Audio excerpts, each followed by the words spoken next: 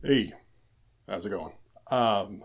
Today I wanted to go over some Inawera Shisha flavors. I realize this isn't exactly breaking new ground or whatever. I'll leave a link in the description to the noted episode that actually deals pretty extensively with the Shisha flavors. They covered a lot of them really well.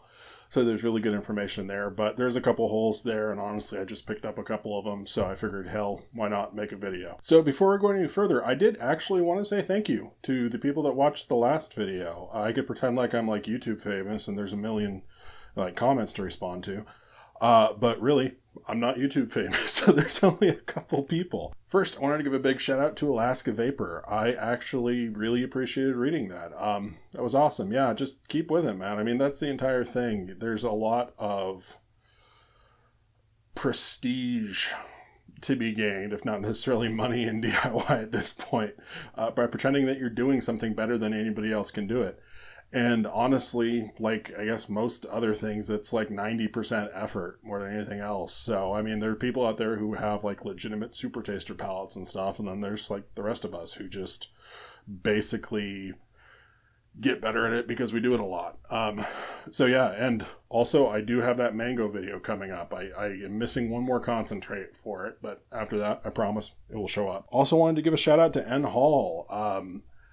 I still owe you that test video for bone marrow and bacon. We'll be hitting my year of flavor reviews on Reddit around October 27th, so I was going to celebrate by posting a video of that. Should be super fun. Then the man, the myth, the legend, Mophead. If you're not already watching his videos, you should definitely watch those. And big shout out to Alex. I do appreciate the positive feedback. You know, it's always good to know that I'm doing something that ends up being helpful for other people.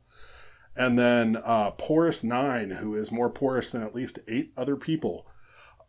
Totally agree with you on the beryllium thing. That's the thing about concentration, and it's something that Mophead hit on too. The concentration of some of those flora flavors is actually like really concentrated. And one of the things that like bothers me the most when I find a flora flavor that tastes good but it isn't concentrated, that's when kind of that price calculus comes in for me. Like their root beer. Really good flavor, but I'm thinking you still need like 4 or 5% of it to get like a full taste out of it. And so at that kind of price point, then you start running into some real value issues. But you know, it beats the hell out of paying $1.50 for something you got to use at 10% any day. So about the Shisha flavors from Inawera, it's one of Inawera's lines, and I've seen some conflicting information online about it. Just sort of relating that to my personal experience. I don't think these have any kind of tobacco in them whatsoever. Some people mention like a very light, dry, earthy tobacco note to them. I don't pick up anything out of these that have been distinctly tobacco. I do know that they do make a couple shisha tobacco flavors, which I assume is where the tobacco for the line is hiding. But in general, my experience with shisha flavors has been they're more like sort of bright, syrupy flavors that could theoretically be used to flavor like shisha in the real world, not just in vaping. So testing out this batch, I was going to start off with the pineapple, which, you know, spoiler alert, it's not great.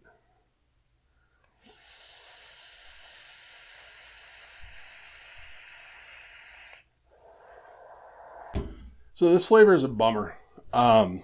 There's a really good pineapple somewhere in here. It actually reminds me a lot of Inawera's just their straight pineapple, which is a great flavor if a little bit weak. This actually feels a little bit more concentrated than their normal Inawera pineapple flavor. But it has that same kind of sort of vaguely fresh, juicy thing going on. It tastes a lot like a pretty decent pineapple juice as opposed to like an actual chunk of pineapple, but you definitely get some of like those more interesting raw pineapple notes. There is a pretty severe issue with it. And there's this really weird savory note there, especially like right at the back end. Closest analog that I can find, it kind of tastes like you took some garlic powder and mixed it in your pineapple. It is not a good flavor. It does not, like, it complements the pineapple okay, but it tastes like garlic.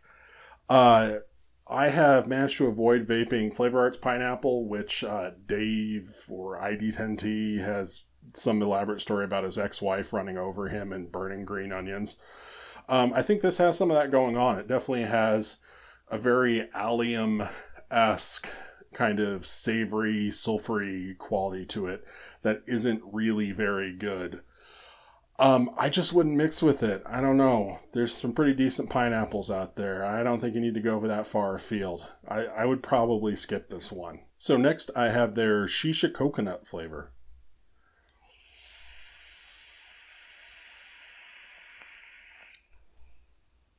So I've already covered coconuts quite a bit. I did that entire like tasting note thing on coconuts, and it's before I kind of expanded the information format thing. But my conclusions from that were basically, in a coconut flavor, I think you can go realistic, or I think you can go for an artificial coconut flavor. And I really don't mind artificial coconut flavors when they're done right. This is a very good artificial coconut flavor. It kind of combines just a little bit of that like suntan artificiality of something like TPA's Coconut Extra with that like inside of a Mounds bar coconut candy that I get from TPA's Coconut Candy. And then it comes in with something that feels a lot like a marshmallow in terms of mouthfeel. It's like a fairly thick, fluffy mouthfeel to it. It's actually really pleasant. It's a really good sort of vaguely artificial single flavor coconut. I'm kind of digging this one, actually. In terms of where I would use it, I think it would work really well in all of your coconut candy applications. Basically, it should pair fairly well with chocolates. With an artificial coconut flavor, I like to sort of pair big, bright flavors against it and kind of just embrace that artificiality of it. You're not necessarily trying to make a super nuanced mix or whatever, but if you throw this in with like some strawberry or some pineapple or something, I feel like you can get like a pretty good, bright, vibrant fruit mix. I could also see using it actually for theoretically its intended use. I think it'd be an interesting mixer with tobacco. I think people sort of overlook coconut a little bit as a mixer with tobacco. I think a little bit of artificial coconut in like a nuttier tobacco actually works pretty well. And so I could definitely see this working in that kind of application. It's fairly concentrated, which is nice. Works well down at lower percentages. As an accent, I'd probably start around 0.5% for that.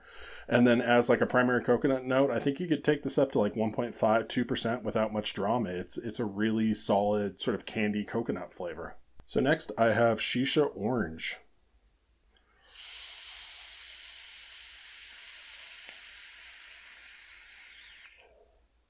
So there's actually a really good flavor note up for this written by the very same Dave/ID10T that warned me off of Flavor Art's Green Onion Hell Rain of a pineapple.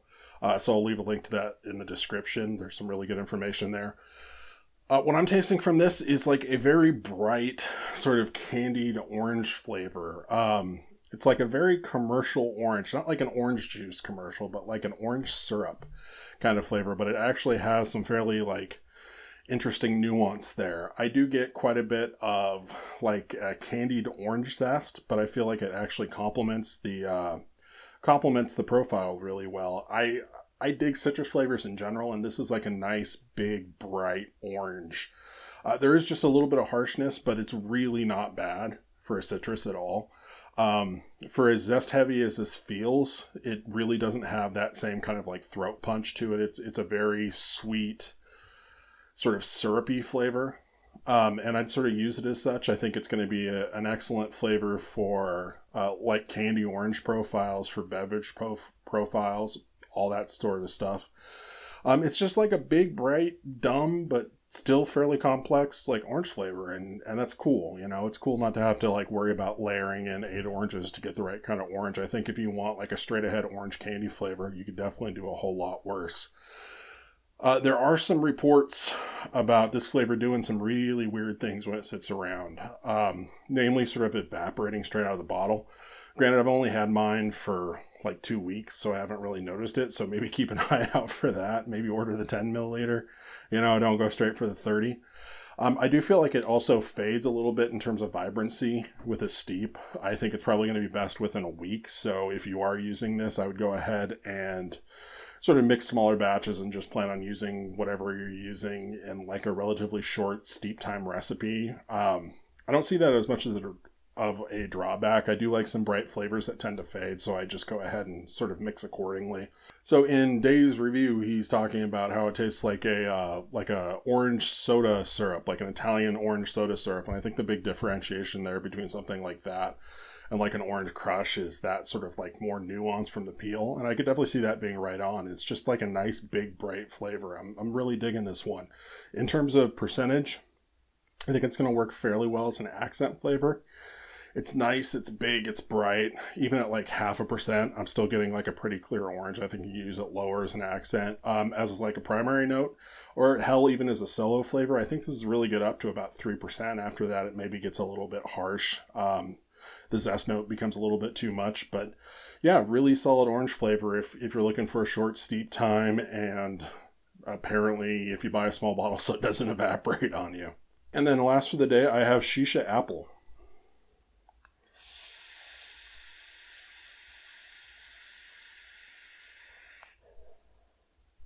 So I really like this one, but with a couple reservations. The actual flavor itself, it tastes a lot like a fairly realistic, juicy red apple flavor, but there is like a little bit of sourness at the end. So instead of actually tasting like a sour green apple, like you'd expect with sourness and apple profile, it's definitely a red apple, but you know, there's that weird hit of sour at the end of it, which isn't bad by any means. It just isn't really necessarily something you're actually like looking for from the profile. I do have some issues with the steeping on this one. It does seem to fade considerably for me. It kind of starts out right off the shake as having not like a incredibly aggressive like peel note, but there is some peel note starting out. That tends to fade out a little bit, and it seems like the sweet spot for this concentrate is probably between like 3 to 7 days after that peel sort of fades out. But before sort of the rest of the concentrate follows after it. I think it's going to be useful for, again, short steeping mixes. That tartness and that short steep time kind of limits the use with like bakeries, and it's a little bit too moist for a tobacco for me. But I do think it's going to be really good in like short steeping like fruit mixes. And that extra kind of sour note's going to work a little bit like malic or citric acid or whatever with the other fruits and bring in some brightness.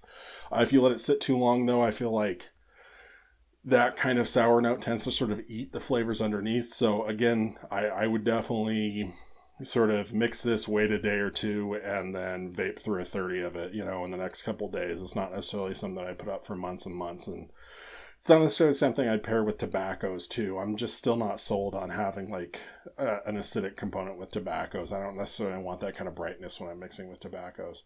But all in all, it's actually a really good red apple flavor. There's good juiciness. I do get like a little bit of fleshiness to it. The sweetness level is nice. It isn't quite as syrupy as some of the other shisha flavors, but it's definitely a little bit brighter and fresher than the other shishas. I don't know. I think it's a good flavor. I think there's going to be some limited use applications. It does seem to be a little bit weak for an Inawera flavor. I'd probably use it around 2% as an accent flavor, and then as a primary note, I'd probably go like all the way up to like 3 or 4%. It really isn't all that aggressive of a flavor. It's a little bit on the weak side, but it's kind of delicious. So, I mean, sometimes you can't ask for much more than that. But yeah, that's a video about some of the shisha flavors that you may have missed. So I do have quite a bit of stuff coming up. I've just started to rip into the Capella Silverline flavors. So the next couple videos are going to be like first tests of some of those Capella Silverline flavors. So that should be at least vaguely interesting. I do have some of the Reka concentrates that are rebottled from chefs that are supposed to be Malaysian flavors, and I messed around with those just a little bit. They're really interesting. I'm looking forward to doing a video on that. I also have Liquid Barn. Actually, the people at Liquid Barn were nice enough to send the entire line over to me, so look for an entire series of Liquid Barn testing videos coming out in these kind of first test videos. And then on the tasting notes side, I need to get off my ass and get some more of those out. Like I said, I'm getting dangerously close to getting that mango video done. Again, apologies for the delay on that. But also got like honeydew, cantaloupe, picked up a whole mess of cucumbers, like you do. Everybody likes phallic objects. Ginger, all sorts of other fun stuff. So yeah, thank you for watching. I do appreciate it. I will catch you later.